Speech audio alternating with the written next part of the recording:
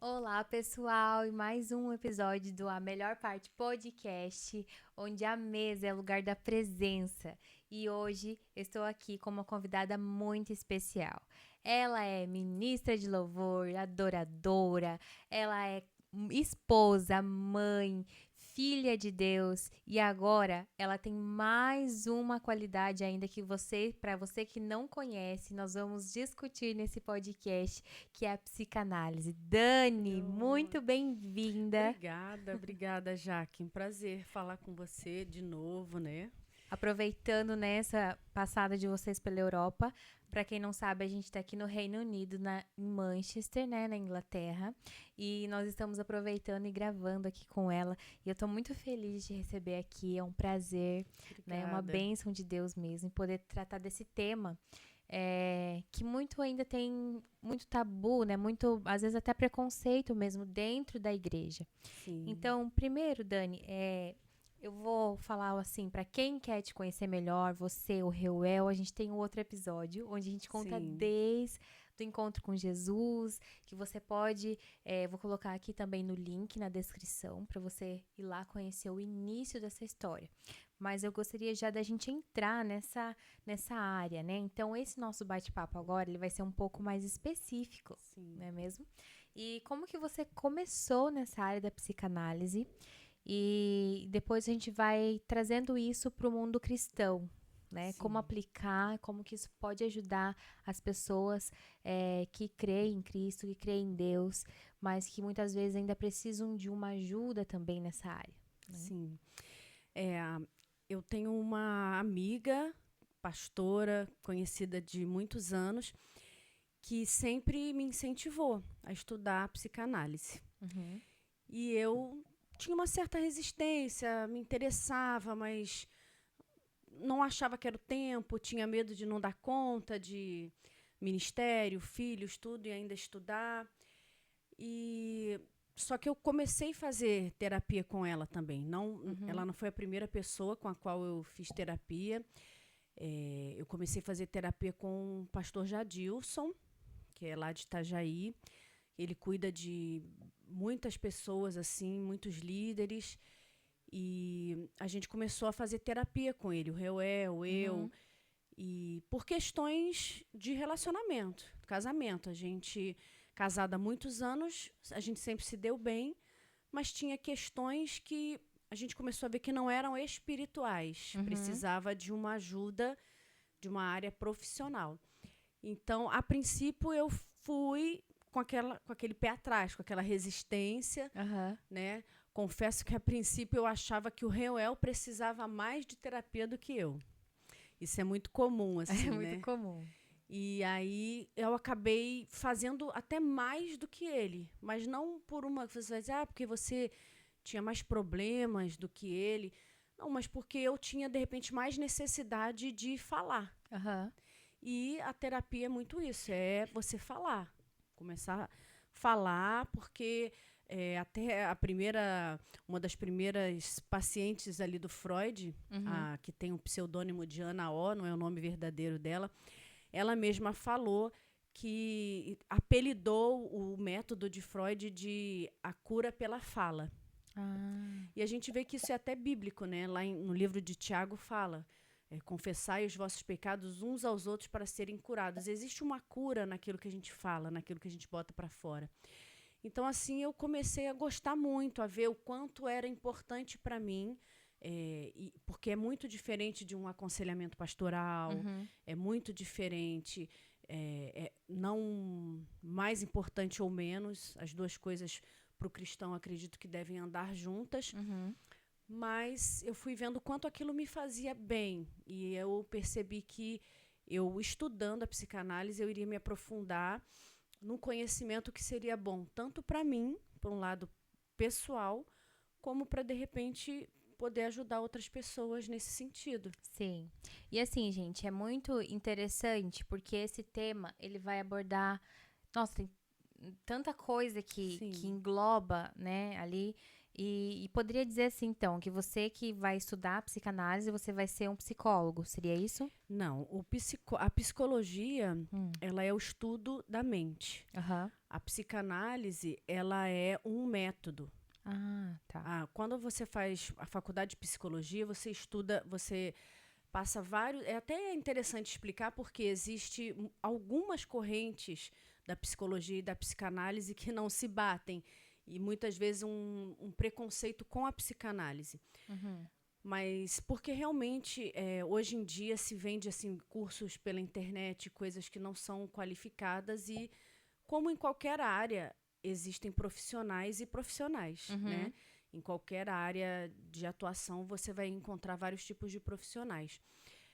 Mas a psicologia você passa ali 5 anos Uhum. estudando vários métodos, Ah, tá. né? E a psicanálise, no caso do meu curso, Uhum. eu estudo 2 anos e meio a 3 anos, mas especificamente um só método, que é a psicanálise, Ah. que é a linha do Freud. Uhum. Então, o psicólogo, ele abrange várias outras práticas, terapia cognitivo-comportamental, e abrange uma série de outras possibilidades para ele trabalhar. Aham. O psicanalista trabalha somente com o método da psicanálise. Uhum. E esse método seria o quê? Assim, até eu mesma sou leiga, né? Sim. Não, nunca estudei especificamente isso, mas você vai até o consultório, tem aquele momento de falar, e no caso, o psicanalista ele vai analisar a sua fala, ele vai participar, ele vai aconselhar ou ele só escuta? Como que é? Sim. O processo da psicanálise, ele é um processo de acolhimento. Uhum.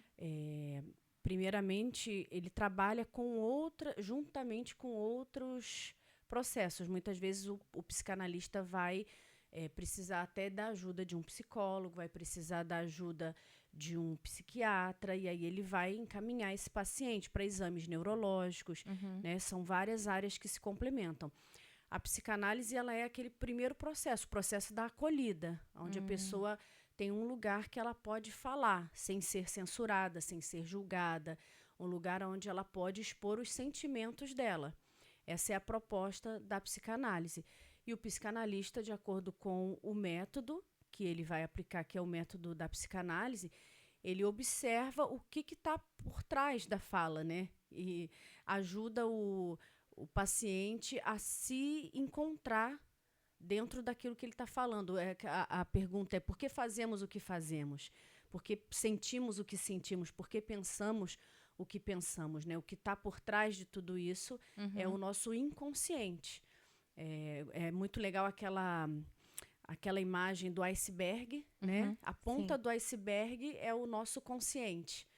E aí tem o pré-consciente, que são aquelas memórias que, se você fizer um esforço, você se lembra. Uhum. Você não tá de cara ali no teu consciente, mas você faz um esforçozinho, você lembra. E o inconsciente é a parte mais profunda, que é a parte a qual a gente não acessa tão facilmente.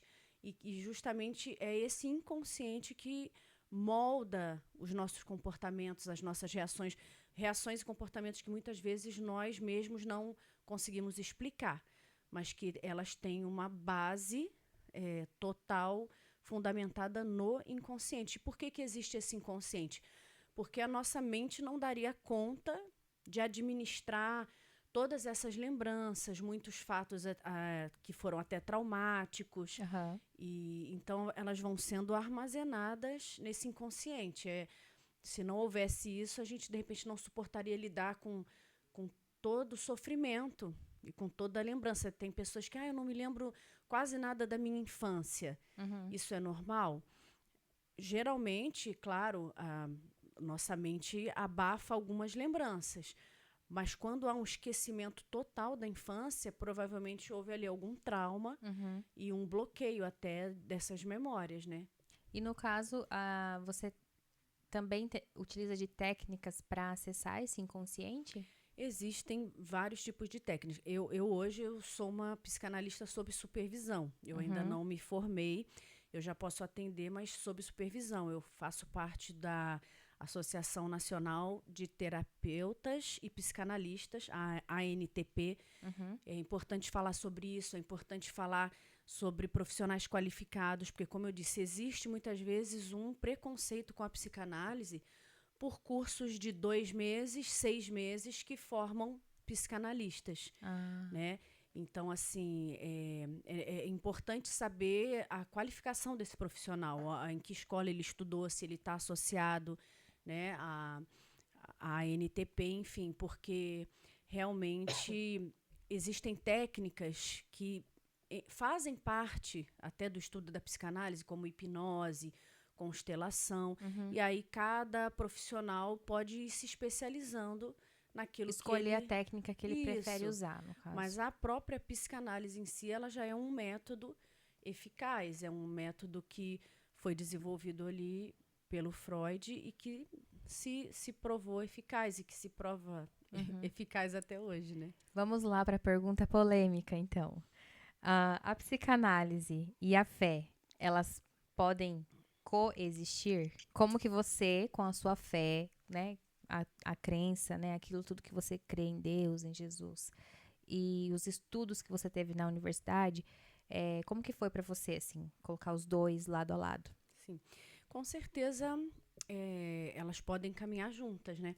Eu costumo falar, eu falo até com uma amiga minha que já é psicanalista formada, tudo, eu falo, quanto mais eu fui vendo as teorias do Freud, eu vi o quanto parece que ele entendeu o homem caído, né? O Freud era filho de judeu e ele tinha um certo bloqueio assim com relação à religião, né? Mas você percebe nos estudos dele que havia uma base ali, provavelmente que ele aprendeu com o pai, né? Como criança. Mas apesar dele se posicionar contra a religião, a fé em si, diferente do Jung, que é aquele que foi que preconizou a psicologia, né? A psicologia ela foi para o lado de Jung e a psicanálise permaneceu com Freud, mas o Jung era discípulo de Freud ali, né? Freud era neurologista e Jung era psiquiatra. E o Jung caminhou junto com Freud por algum tempo. Até que cada um desenvolveu a sua linha, mas a essência de tudo veio das teorias de Freud. Então, eu costumo dizer que Freud, ele parece que decifrou o homem caído, né? Mas aí você pode me perguntar, mas que importância teria a gente olhar para o homem caído, sendo que em Cristo nós somos uma nova criatura? Mas nós estamos em um processo. Até o apóstolo Paulo falou, o bem que eu quero fazer, eu não faço. E o mal que eu não quero, né, eu acabo cometendo. Por quê? Aí entra a velha pergunta, por que fazemos o que fazemos? Né? Por que sentimos o que sentimos? Porque muitas vezes magoamos pessoas, as pessoas mais próximas de nós, aquelas que nós mais amamos, muitas vezes magoamos. Por quê? Nós reagimos de uma forma que não gostaríamos. Então, a importância da gente, entre aspas, entender essa velha natureza nossa é encarar as nossas debilidades, e nós, como cristãos, temos a possibilidade de colocar isso, além de rever isso e tomar consciência para facilitar o processo de transformação, colocar isso diante de Deus de uma forma explícita. Porque quando Deus fala para nós, quando Deus nos pede para orar, Ele já sabe a palavra que vai sair da nossa boca antes mesmo da gente falar. Sim. Então Deus já sabe. Então por que eu tenho que falar? Para eu mesma tomar consciência daquilo que está dentro de mim e que de repente nem eu sei. Né? Deus sonda o nosso interior. Ele quer que a gente fale, né? Sim, você vê a importância de falar, a importância de verbalizar. Porque o Reuel que costuma pregar sobre a questão de Abraão, quando foi entregar Isaac, e fala, por que Deus foi até aquele último momento ali com Abraão, né? Deus não queria Isaac, mas quando Abraão levantou a mão, e aí Deus falou, pronto, basta. Né? Por quê? Deus, agora eu sei que Deus já sabia, mas é como se precisasse se tornar consciente para Abraão de que o Deus da promessa era mais importante do que a promessa. Né? Então, muitas vezes, vir à consciência é através da exteriorização, da verbalização. Então, entender o meu, entre aspas, o meu velho homem, as minhas origens, tanto genéticas, aquilo que eu aprendi em casa, aquilo que eu passei na minha infância, como isso molda o meu comportamento hoje, Atual, né? isso ajuda muito no processo até da santificação e da nossa transformação pessoal. Uau, é isso mesmo. Muito bom. Você já teve uma resistência, assim, tanto pessoal, ou de alguém da igreja, ou da família, quando você falou, vou ser psicanalista? Não, graças a Deus não. Assim, eu acho que hoje já melhorou muito, né? Eu conheço muitas pastoras, até mesmo lá no Mevan, pastoras que estão estudando psicanálise, que se formaram como psicanalistas, como uma ferramenta realmente para ajudar no aconselhamento e mais uma ferramenta de cura. Sim. Eu sou muito assim, eu não tenho formação nessa área, né? Nenhuma, mas eu gosto muito de estudar sobre análise comportamental. Sim. Então, assim, por exemplo, né? Tem até alguns canais do YouTube aí que eu sigo. Eu já vi também. Interessante. Em que você analisa como a pessoa fala, como ela. Até para que lugar que ela olha quando ela tá falando, Sim. né? O que ela faz com as mãos, com o corpo, o que o corpo dela está falando, né? Sem falar nenhuma palavra. Sim. Então, também a análise dos temperamentos, uma coisa que ajudou muito também no meu casamento. Sim. As linguagens do amor. E isso é uma coisa, assim, até bem básica, pelo tanto que você deve ter estudado, mas que já ajudou muito Sim. na minha convivência com meu marido, com a minha família. Eu entender um pouco de como que era o meu comportamento, que muitas vezes a gente falava assim, mas você falou tal coisa desse jeito, por que falar desse jeito? Eu falava, não, gente, eu falei normal.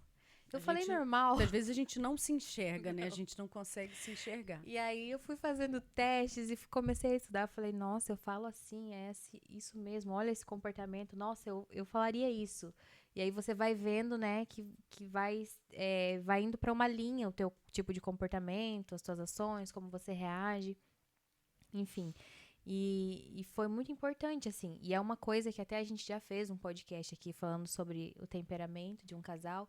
E aí eu quero fazer mais pra frente falando sobre as linguagens do amor. Porque quando você trata também disso dentro do casamento, né? São duas pessoas totalmente diferentes, Sim. com criações diferentes, com seus traumas. E de repente você junta essas duas pessoas 24 horas por dia. E aí começa ali um desafio, né? Até se adaptarem um ao outro, né? Sim. Então, eu acho assim que é ainda pouco falado na igreja, no meio ali da fé cristã, principalmente, quase não é falado esse assunto. Sim, verdade. E uma coisa assim que eu percebo, muito preconceito mesmo, quando você... Porque o que acontece? Quando você às vezes está conhecendo o evangelho, vai falar assim, você vai ser uma nova criatura. Você vai ser uma nova criatura, você vai se transformar. Taranã, taranã. Ok. Se fosse assim, né, instantâneo, né, Sim. Dani? Você aceitou Jesus e agora você não tem mais problemas, você tá curado 100%, sua vida tá 100%. Tá pronto para ir pro céu já, né? Tá Pode morrer corpo glorificado. Se fosse assim, né? Mas não é. Exatamente. E aí a gente começa a lidar com os desafios. Sim. Dentro da igreja e fora também na vida pessoal. Então tem muita coisa que envolve. E aí eu queria levar um pouquinho nossa conversa. Que também vai... a psicanálise, tanto a psicologia também, vai tratar, no caso, de doenças ou problemas emocionais e mentais. Sim. Seria isso, né? Sim. E aí, quando a gente fala que você aceitou Jesus, você vai lá e se batiza, o teu espírito, ele se torna novo, né? Regenerado. Automaticamente. Mas aí vem a questão da alma, né? Então, no caso, a psicanálise, ela vai trabalhar ali na sua alma, que é o seu... Você poderia falar um pouquinho sobre isso pra gente? Sim, com certeza. É essa parte da alma, como você falou. Você se converteu, você é nova criatura, imediatamente o seu espírito é regenerado, você nasceu de novo. E aí entra o processo de santificação. Esse processo ele vai até o dia em que nós, como a Bíblia diz, nós o veremos face a face, então nós seremos como ele é. Mas se a gente olhar, por exemplo, a oração que Paulo fez, acho que é para os Efésios, se eu não me engano, para a igreja de Éfeso, oro para que os olhos do entendimento sejam iluminados, né? A nossa mente, tudo foi afetado pelo pecado, né? O corpo e a alma, a mente foi afetada, a mente do homem foi afetada pelo pecado. E aí você pode falar, mas nós temos a mente de Cristo. Sim, nós recebemos a mente de Cristo, mas ele está sendo formado em nós. E de acordo com a nossa busca, a leitura da palavra, a intimidade com o Espírito Santo, nós vamos gerando o fruto do Espírito. Mas há muitas pessoas que nem todo mundo precisa de terapia, né? Existem pessoas que falam, todo mundo tinha que fazer terapia. Tá, todo mundo poderia fazer terapia, mas não é que todo mundo tem que fazer terapia, seja cristão ou não. Tem pessoas que, de acordo com o histórico dela, com a personalidade, ela consegue lidar muito melhor com determinadas situações. Vamos dizer assim, um bom exemplo eu descobri há pouco tempo que eu tenho intolerância a glúten. Então, essa intolerância ao glúten, quando eu como glúten, quando o meu corpo entra em contato com o glúten, ele causa alguns sintomas em mim. Para outras pessoas, se a pessoa não tem intolerância ao glúten, ela vai entrar em contato com o glúten e vai ficar tudo bem. O corpo dela vai digerir aquilo e tudo bem. Então, assim, na nossa mente, em questão da saúde mental, como você falou, o que a psicanálise vai trabalhar? Vai trabalhar a saúde mental, né? Assim como o psicólogo, assim como outros profissionais dessa área. Porém, a psicologia, muitas vezes, ela trata o sintoma em si. A psicanálise, ela se volta mais para entender o indivíduo, para eu me compreender. Porque aquele sintoma, eu posso tratar aquele sintoma, passou, e depois aquilo pode se manifestar de uma outra forma, né? Em um outro sintoma. Então, a partir do momento que eu me conheço, que eu realmente volto os meus olhos para dentro de mim, para o meu inconsciente, para um processo de autoconhecimento, eu passo a entender que determinado sintoma é causado por uma determinada coisa, por uma raiz, né? Então, o psicanalista, ele vai muito atrás dessa raiz.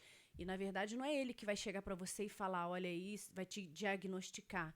Ele vai te conduzir nesse processo, mas quem vai realmente entre aspas, se diagnosticar, se compreender é você. Né? Lógico que quando se trata de transtornos de personalidade, de patologias, esse diagnóstico tem que ser feito por um profissional. Mas quando a gente está falando de modo geral das nossas feridas, das nossas crises, a proposta da psicanálise é que você mesmo comece a ter os insights e, poxa, isso aqui, e aí o psicanalista vai te conduzir nesse processo de autoconhecimento, né?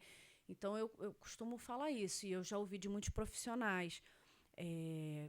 Não é todo mundo que tem que fazer terapia. Todo mundo poderia fazer terapia. E aquela conversa com a amiga num cafezinho não substitui a terapia.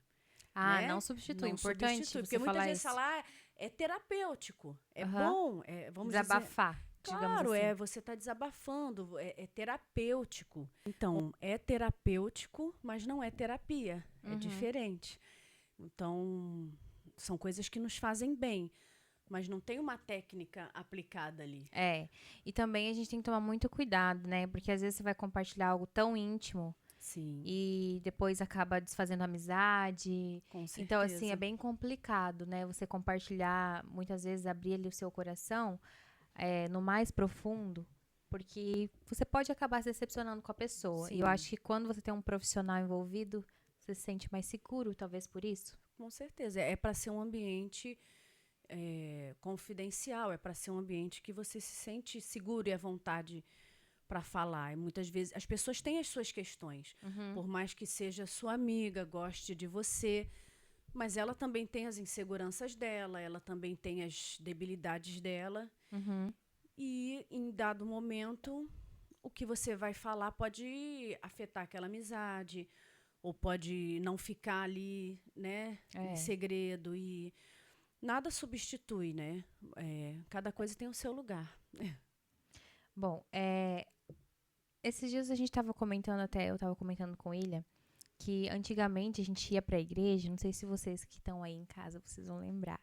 Principalmente no Brasil, tinha muito isso. Você ia pra igreja e aí o pastor fazia lá uma oração e de repente começava a manifestar demônio e, e era aquela loucura de expulsa demônio, não sei o quê. A gente vê que hoje tem, claro, né?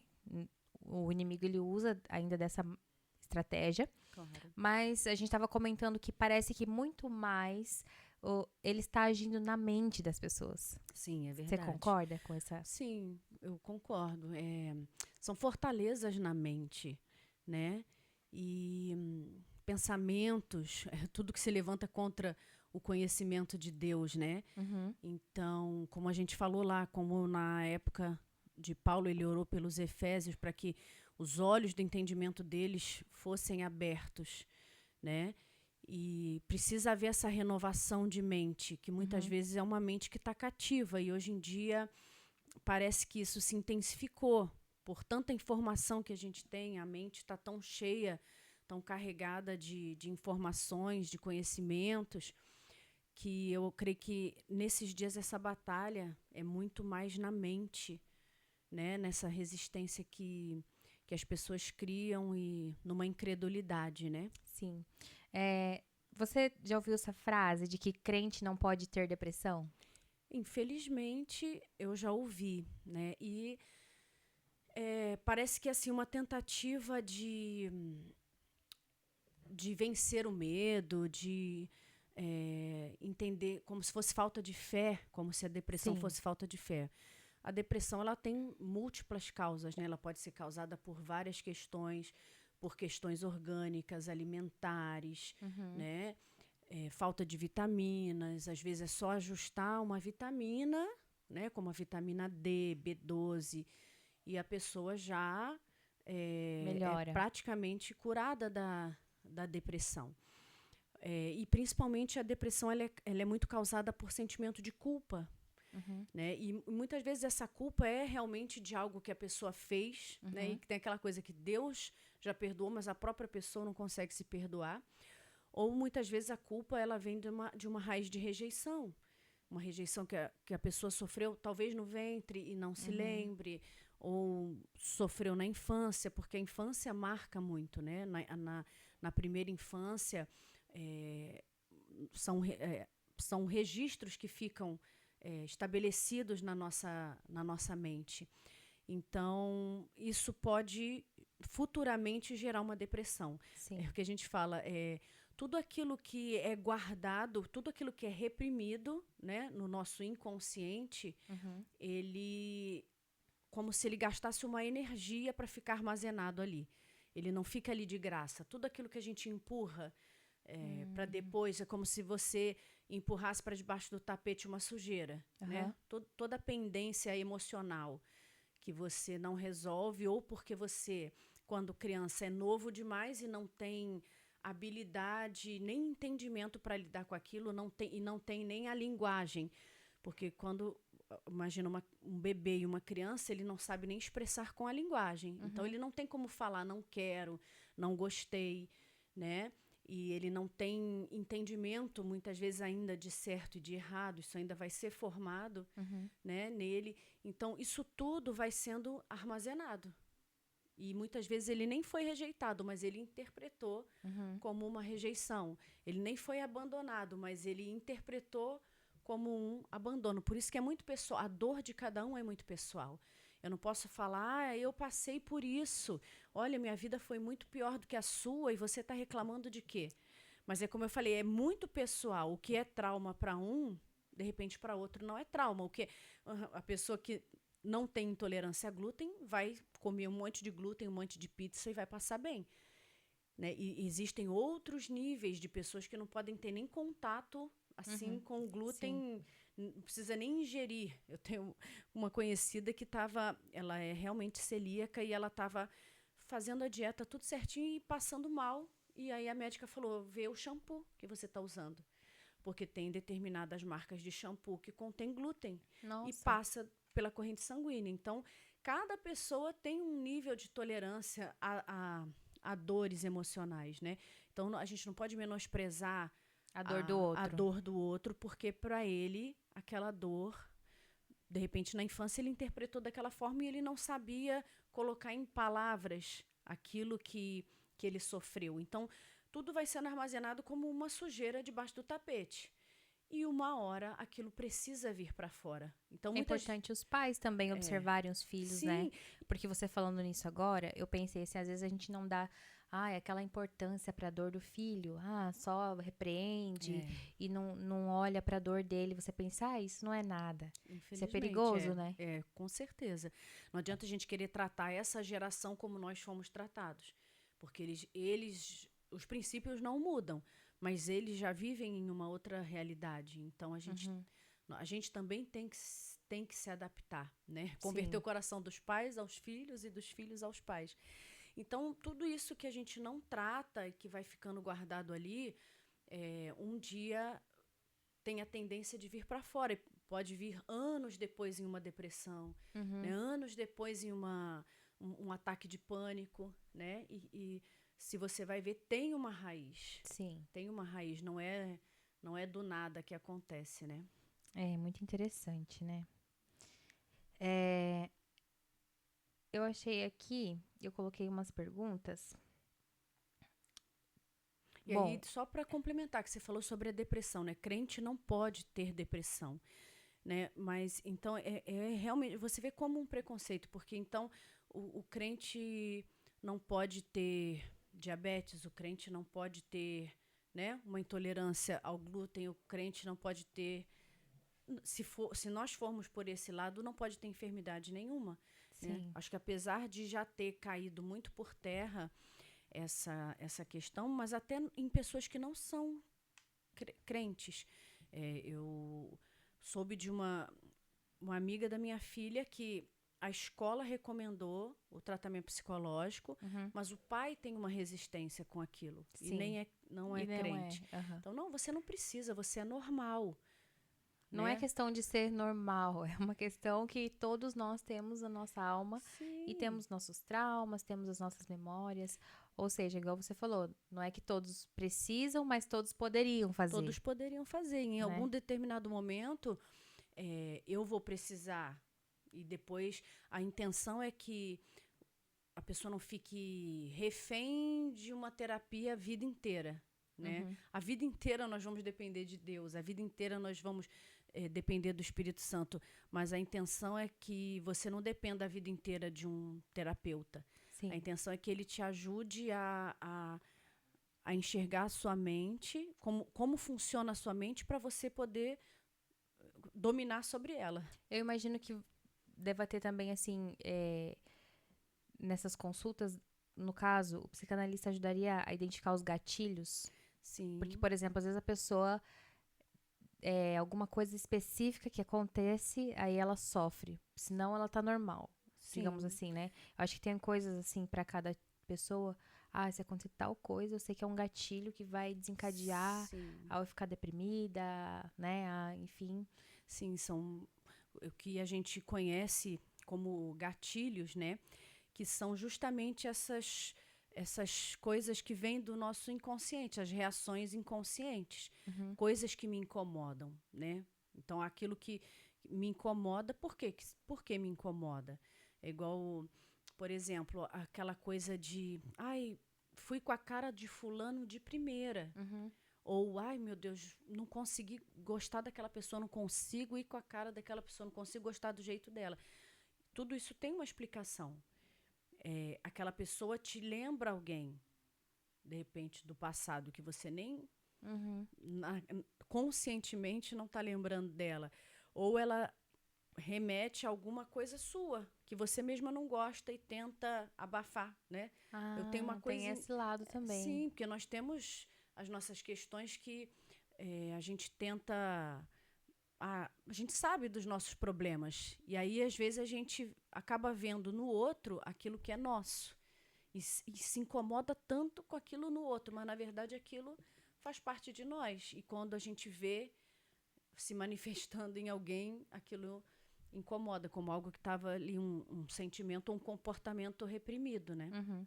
Interessante, né? É. Dani, a gente sabe que você convive muito, né, com igrejas, com pastores, líderes, líderes de louvor, muito assim, essas pessoas que estão na liderança de outras pessoas. E a gente sabe que também que é uma pressão muito grande, né?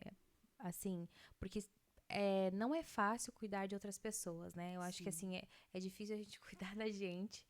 E quando a gente se dispõe, né, tá cuidando como pastores, ou como líderes, ministros ali de uma determinada comunidade, eu vejo assim que é uma pressão muito grande. Como que os líderes, assim, eles têm sido atacados nessa área? É, e eu vejo que, assim, são poucos também que falam assim, não, eu vou para uma psicanálise, para um psicólogo, vou cuidar de mim, ou vou cuidar da minha família.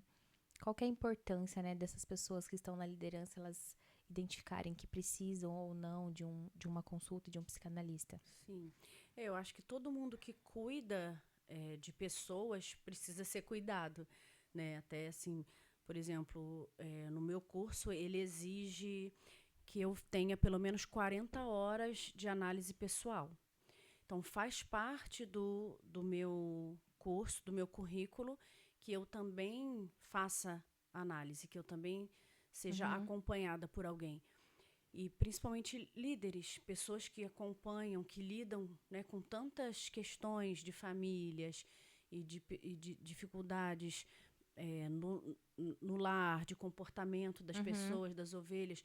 E muitas vezes o que acontece com esses líderes é que eu acho que eles não recebem o devido reconhecimento por aquilo que eles fazem, né? É como se infelizmente houvesse uma cultura assim, o pastor é pago para isso, ele é pago para cuidar de mim, ele é pago para me ouvir, né? uhum, E, na verdade, quem é pago para ouvir é o psicólogo, é o psicanalista.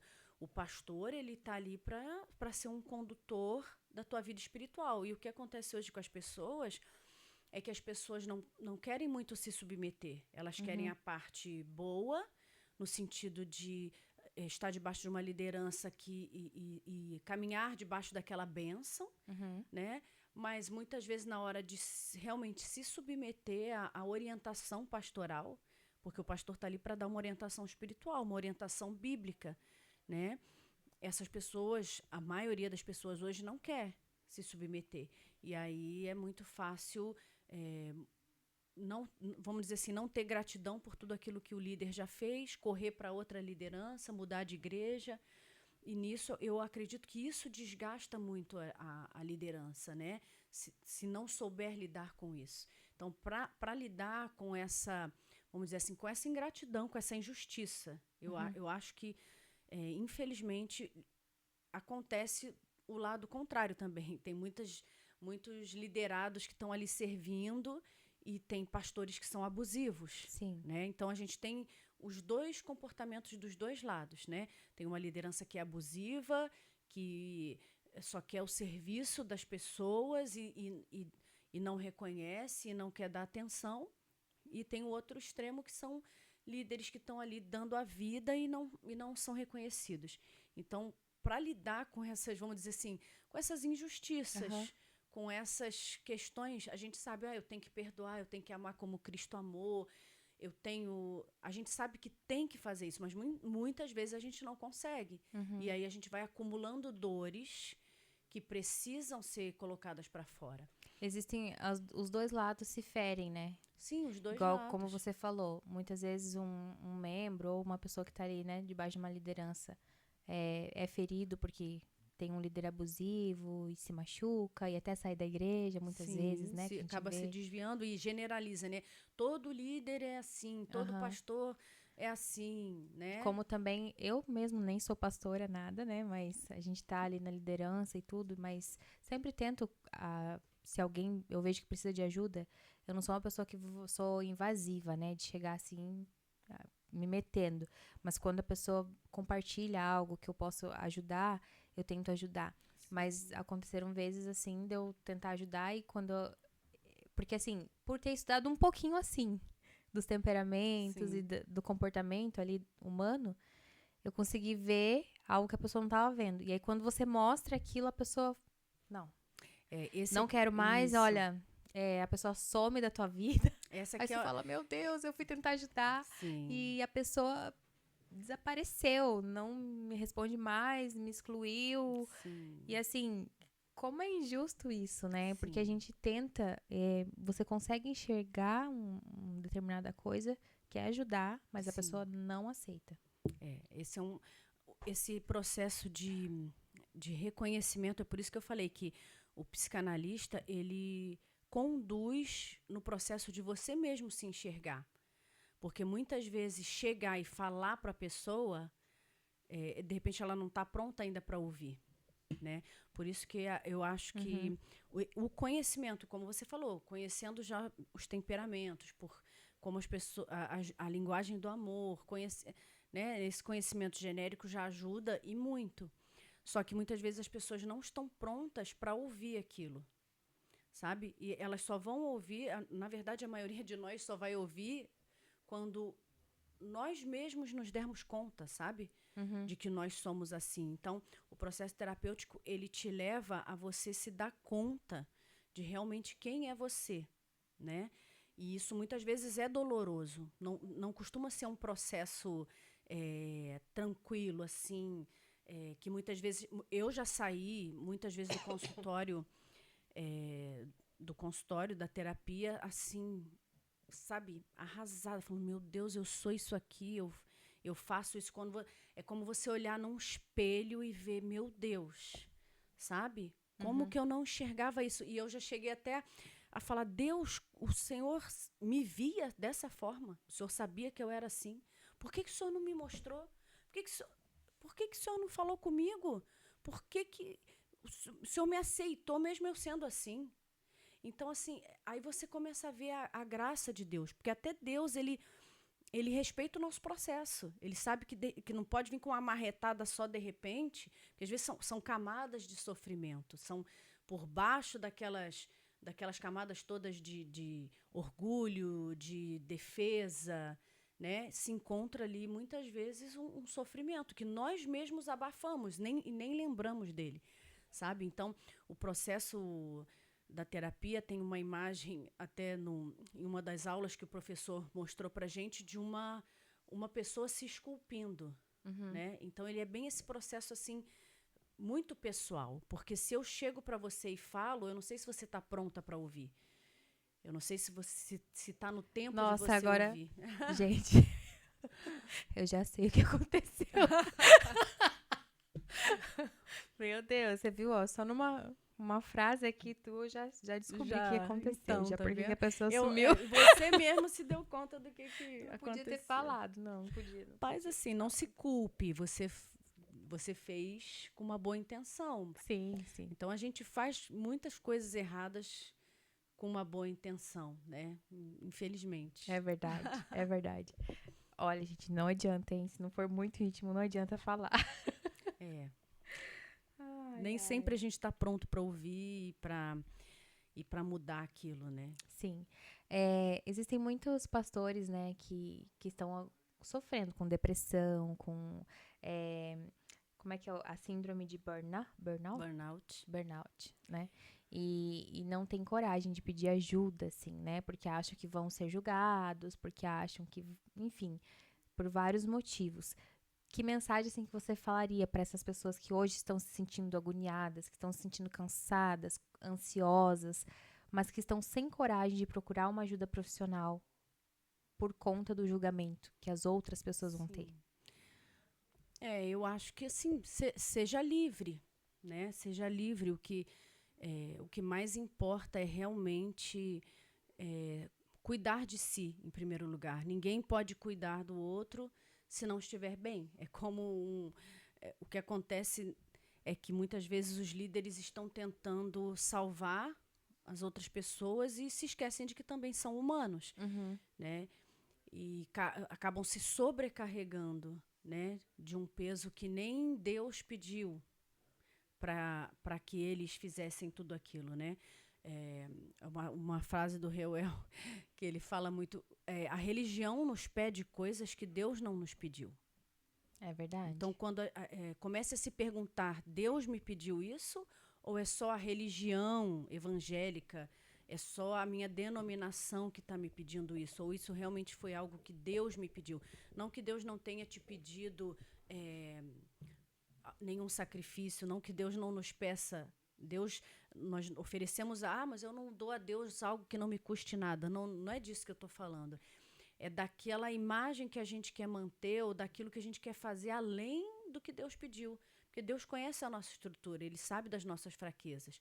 Mas às vezes a gente parece que quer se mostrar mais forte para Deus, como se Ele não nos conhecesse, né?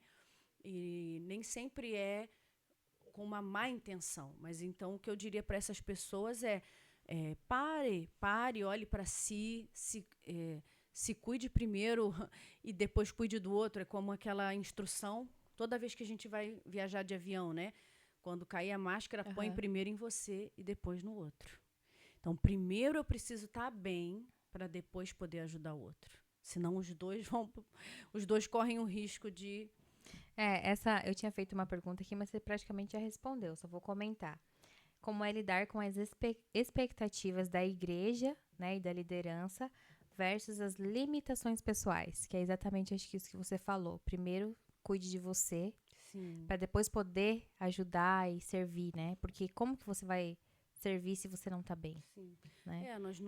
Se nós tentarmos suprir todas as expectativas das pessoas, nós nunca vamos conseguir.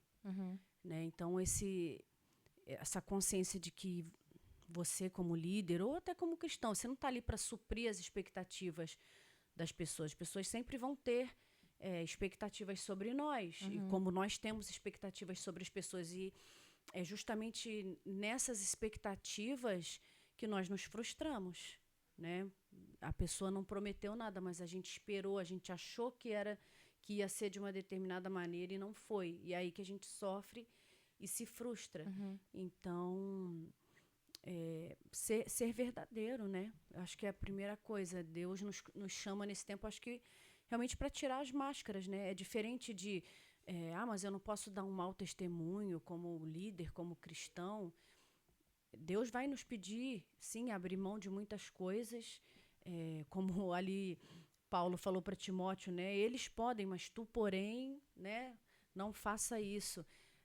Só que Deus conhece a nossa limitação e a nossa medida. E às vezes, como eu falei, às vezes a gente quer ir além do que a gente já pode suportar. Isso que eu ia falar. É importante a pessoa saber dizer não. Às vezes, vamos supor ali na liderança da igreja. Começam a pedir coisas e a pessoa não consegue dizer não. E de repente ela se vê totalmente sobrecarregada e começa a se pressionar por conta disso. E muitas pessoas têm dificuldade em dizer não, em saber que tem que primeiro cuidar de si mesma. O que você acha? Assim, a pessoa precisa saber também os seus limites, a dizer não? Com certeza. É um ato de amor próprio, né? De autopreservação. Saber dizer não. Muitas vezes a gente não consegue dizer não porque precisa muito da aprovação dos outros, né? E aí tem que ser trabalhado isso. Por que eu preciso tanto da aprovação dos outros, né? É forte, né? Nossa, isso que você falou agora é forte. Ai. Eu acho que eu tô precisando de uma consulta, Dani. Olha, vamos conversar, então. Às vezes eu fico pensando, né? Tinha uma época que muitas vezes eu não conseguia dizer não, achava que eu tinha que fazer mais e mais e mais, né? Até que aconteceu uma decepção muito grande com pessoas de dentro da igreja mesmo. E eu comecei a pensar, eu falei, eu tava entregando toda a minha vida ali, me privando de estar, às vezes, com a minha família, de estar fazendo as minhas coisas, né? E, de repente, fazem isso ainda. E aí eu comecei a pensar, não tá certo isso, porque eu tava fazendo além, igual você falou, Deus nem tinha pedido, talvez, e eu já estava fazendo além. né? Sim. E aí a gente foi e deu, igual a gente falou antes, deu um passo pra trás pra falar, não, vamos cuidar aqui do nosso primeiro ministério, que é a nossa família. E hoje em dia eu sou muito mais tranquila, assim, em falar não mesmo, sabe? Falar, olha, não, isso não dá, até tal ponto eu posso ir, mas até tal ponto eu não posso ir. E isso muda, assim, às vezes quando você é adolescente, né, ou não tem filhos, é uma realidade. É verdade. E depois que você casa, muda, e depois que tem filhos, as prioridades vão mudando, né? A gente Uhum. tem que saber caminhar de acordo Com o tempo com o ali que o Deus tem tempo, pra com nós, essas né? medidas, né? Uhum. É, quais são, assim, nesse tempo que você já estudou e talvez que você tenha atendido já, quais são as feridas mais comuns que você conseguiu ver nas mulheres cristãs? Assim, tem alguma coisa mais, assim, que você, nossa, essa aqui tá se repetindo sempre, assim, É. tem alguma coisa? Eu acho que tem muito a questão da rejeição, acho que é muito forte, Uhum, né? A rejeição no sentido que se manifesta aí na questão da competição, se manifesta muitas vezes na questão de querer agradar e servir muito e fazer, sabe? Porque no fundo precisa dessa aprovação, uhum, né? O que a gente chamaria ali de um espírito de orfandade, né? E que é muito comum até na nação brasileira. É, essa falta de uma paternidade mais forte, de uma imagem de pai, eu não sei dizer, mas que traz essa rejeição, assim, que marca muito. E aí, quando a gente é aceita em Cristo e tem aquele encontro com Jesus, isso é preenchido. uhum, Mas é como a gente falou, se não é tratado na raiz, muitas vezes vai se esconder atrás do serviço ministerial, a rejeição, vai se esconder atrás do palco mesmo, onde a pessoa ali começa a exercer o talento dela, ser aplaudida pelas coisas que ela faz bem feito na igreja, e por trás daquilo, aquela dor continua lá escondida, uhum. né? E uma hora ou outra ela vai vir à tona, né? Sim. Quando tirarem o microfone daquela pessoa, de repente, quando ela for contrariada, e aí a gente vai ver as motivações. E não é que a pessoa estava fazendo por mal, é porque ela tinha aquela ferida e ela achou que estava totalmente preenchida em Cristo. Uhum, Não que Cristo não seja suficiente para preencher, é lógico que ele é, mas se a gente se esconde em um momento ou outro, porque a igreja hoje ela tem valoriza muito aquilo que é visível, uhum. valoriza muito as atividades. Então, fica muito mais fácil de se esconder, mesmo sem querer, atrás do ministério, atrás das atividades ministeriais, né? Uhum, sim, é verdade. A gente tem visto muitas pessoas feridas por igrejas, né, no caso, Sim, que chegam e não conseguem como que eu posso dizer, se soltar ali naquela nova comunidade, né, que às vezes saíram ferida de um lugar e chegaram numa nova comunidade e tem aquele bloqueio, né, que foi ferida no outro lugar por líderes abusivos. Então, como lidar, assim, com o primeiro contato para ajudar essas pessoas? sim, assim, no sentido, você diz no sentido de uma ajuda psicanalítica. Isso. Então, a psicanálise ela sempre vai acolher a pessoa na dor dela. É, como num primeiro momento você sempre acolhe, Uhum. né? Você não confronta de cara, você acolhe, porque você entende que a pessoa precisa elaborar aquela dor.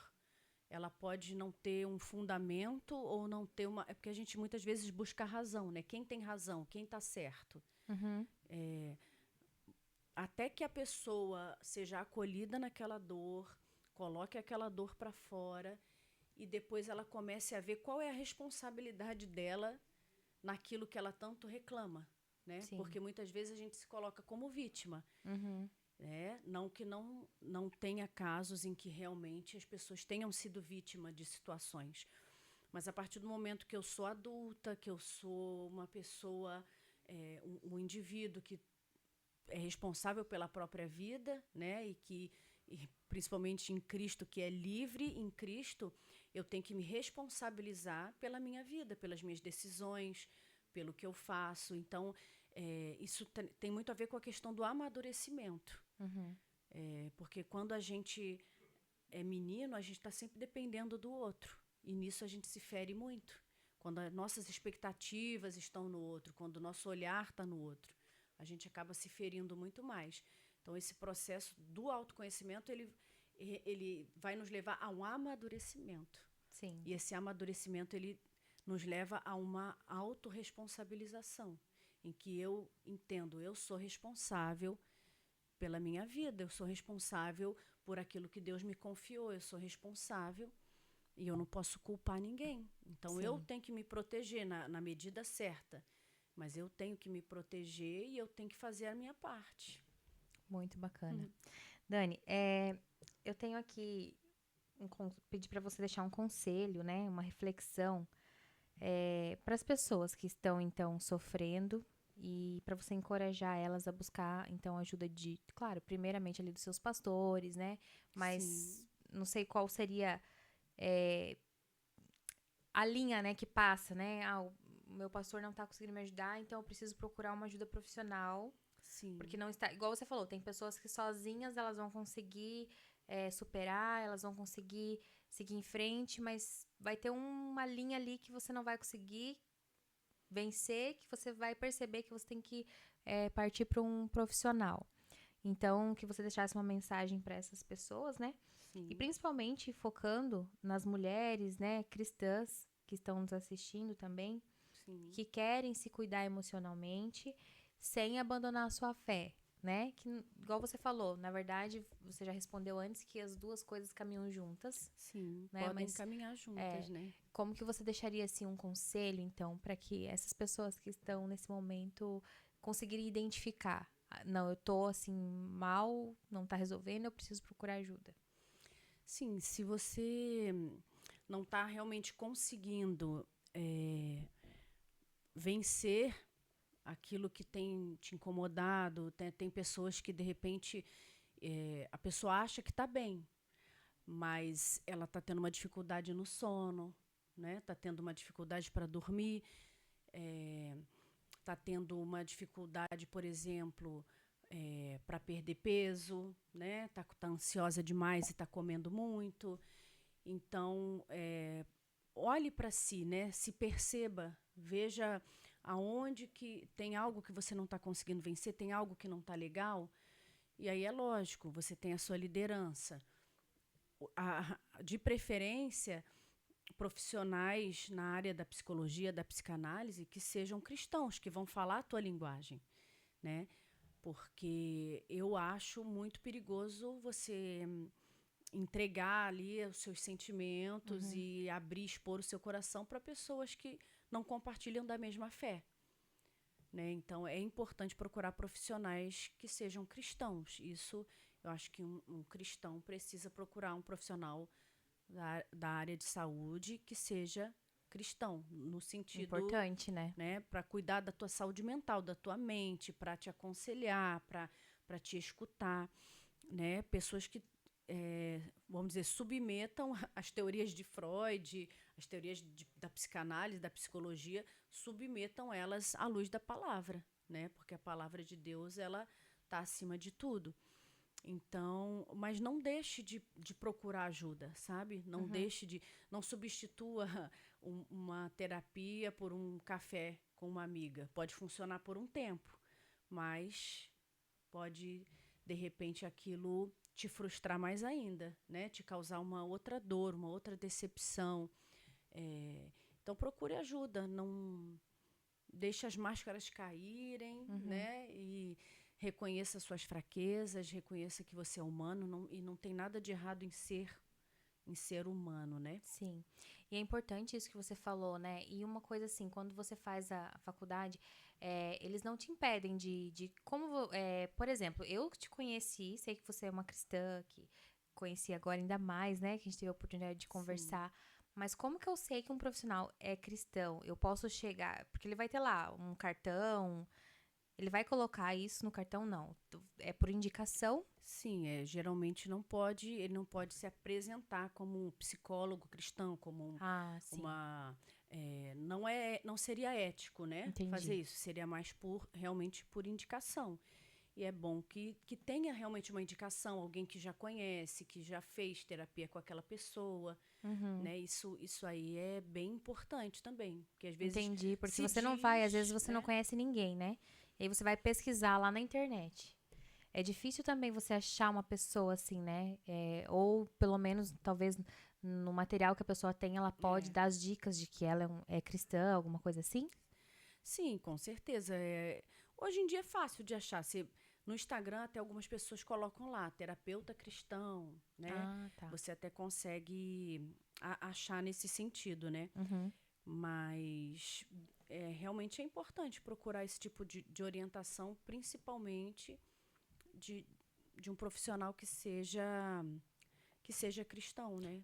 Então a melhor forma seria mesmo por indicação, né? Sim, com Alguém certeza que já hoje conhece a pessoa, porque daí você, assim, não, porque só colocar também ali no título é muito fácil, né, Dani? é. Mas a pessoa viver o evangelho mesmo é outra conversa. Sim, Então, quando você tem exatamente. uma indicação, com certeza você pode confiar mais, né? E de repente, assim, pode ter pessoas que estão assistindo, já tentou fazer terapia, e aí de repente ela não se identificou com aquele terapeuta. Né? Hum, Isso pode acontecer. E é importante que tenha a identificação. Né? Não quer dizer que a terapia não funciona, mas de repente você não se identificou com aquela pessoa. Então muda, tenta uma outra pessoa, sabe? Mas não desista, porque quando existe essa identificação, quando existe essa troca entre o profissional e o paciente, a terapia flui de uma maneira que realmente é muito bom, é muito importante, como qualquer tratamento médico, né? uhum. Que você tá com um problema no joelho, você vai procurar um ortopedista e de repente aquele que você procurou não te deu as respostas que você precisava. E aí você vai procurar um outro profissional que pode dar certo contigo. Nossa, muito legal. A gente tinha que fazer já mais temas dentro, porque tem muita coisa que pode ser abordadas, Sim, né? Eu espero que na próxima vez que vocês venham aqui para Inglaterra, eu possa ter o prazer de ter você aqui novamente. com certeza, E se aí Deus com, quiser. com outros temas. Eu quero deixar aqui também o livro, né, que você escreveu junto com o Reuel, Ambiente de Glória. Indicar para vocês. Tudo a ver com espiritualidade, fala um pouquinho também sobre alma, corpo aqui. Sim, Então, mas você vai ter que escrever um novo agora, é Dani. verdade. Porque Vamos. agora eu fiquei pensando, tudo isso que a gente falou já dá um livro também, Já dá. né? Para você vir também lançar o livro aqui com a gente. Amém, Vou amém. deixar aqui o link na descrição. Queria te agradecer muito. Tô muito Obrigada. honrada de ter você aqui. Deus foi muito bom mesmo preparar esse tempo, Amém. que possa ajudar, né? As pessoas que estão em casa, que estão aí na dúvida. Depressão é uma coisa muito séria, né? É o Sim, mal do século, com que dizem. certeza. E não deixe de procurar ajuda, né, de um profissional, claro, dos seus pastores, dos seus líderes, mas se você perceber que precisa de mais Sim, ajuda, procure. Não se preocupe com o que os outros vão pensar, né? com certeza. Não Porque, despreze os sintomas, né? O nosso corpo fala, sim, né? E as dores da alma também muitas vezes se manifestam até no corpo, é né? verdade. Então, É não verdade. despreze, não menospreze, né? Cuide de você, porque, né, se nós somos preciosos para Deus, eu Uhum. creio que nós precisamos nos cuidar. Vou deixar também aqui, gente, na descrição, o link do Instagram que ela criou agora, né? Sim, Sobre psicanálise. E sigam lá também. Não deixe de curtir esse vídeo, de enviar também para uma amiga, para um amigo que está precisando ouvir, né? Que de repente está um pouco sem coragem ali de tomar uma decisão de procurar ajuda. Mas o primeiro passo para você ser curado é você reconhecer que você precisa de ajuda, com né? Ajuda certeza. de Deus, ajuda de um profissional, de pessoas que vão estar ao teu lado caminhando e te orientando. E isso é muito, né, Dani, o evangelho. Você discipular, cuidar. Então, assim, eu creio mesmo que é, é um conjunto, né? Um conjunto de ensinamentos e de cuidados para que a gente possa estar 100% bem ali. Com certeza. É isso aí. Esse é o tempo de cura, né? Para viver tudo aquilo que Deus ainda tem para fazer nas nossas vidas. Muito né? obrigada. Amém. E vamos marcar Obrigada. os próximos pra frente com outros temas. Vamos sim, se Deus quiser. Valeu, gente. Obrigada. Deus abençoe. Se cuide. Como eu tenho falado e coloquei lá no meu Instagram, falar faz bem. É isso Então, aí. E se você tá precisando de alguém, uma profissional cristã, procura aqui a Dani. A gente vai deixar os contatos dela, que é uma pessoa que vive realmente o que ela fala. E eu tenho certeza que ela vai abençoar a sua vida. Muito Amém. obrigada. Que Deus te abençoe. Amém. Obrigada. Até a próxima. Até a próxima, se Deus quiser. Beijo, gente. Beijo. Tchau. Tchau.